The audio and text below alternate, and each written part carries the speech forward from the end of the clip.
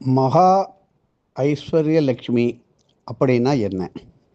கொஞ்சம் எளிமையாக கூர்ந்து கவனியுங்கள். உங்களுக்கு நாளைக்கு கிடைக்க அதிக வாய்ப்புகள் இந்த லட்சுமி கொடுப்பாள். பார்க்கடலிலே ஒரு தங்கமயமான குதிரை ஒன்று அந்த காலத்திலே தோன்றியது. அப்படி அதை மகாவிஷ்ணு திருமகளுக்கு அன்பு பரிசாகவே கொடுத்து விட்டார். அந்த தங்க குதிரைக்கு நவரத்ன மாலி என்ற ஒரு பெயரையும் சூட்டினாள். இந்த தங்க குதிரையிலே அமர்ந்து செல்வ வளத்தை அள்ளி அள்ளி தரும் மகாலட்சுமி அவதாரத்திற்கு மகா ஐஸ்வர்ய லக்ஷ்மி என்ற பெயர் உண்டு. இழந்த செல்வங்களை முறையாக மீட்டு உடனே தரும் அற்புத சக்தி வாய்ந்த அன்னை இவள். மகத்தான மற்றும் பிரம்மாண்டமான அளவிலே செழிப்பை அள்ளி தருபவள். தங்கம், வெள்ளி, வைரம், நவரத்னம் போன்ற பொருட்களை தனது வியாபாரமாக செய்து கொண்டு இருப்பவர்கள் தினமும் வழிபட வேண்டிய திருமகள்.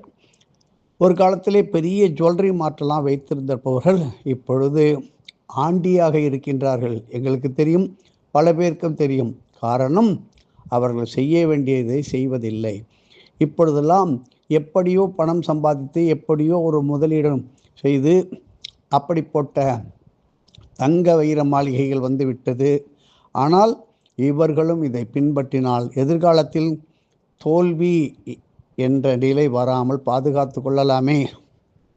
இப்படி அருள்மிகு காசி விஸ்வநாதர் திருக்கோவிலில் மகா ஐஸ்வர்ய லட்சுமி தேவி தங்க குதிரையிலே அமர்ந்தவாறு அருள் பாலித்து கொண்டு இருக்கின்றார் என்பதை அநேகமான பல பேருக்கு தெரியாது.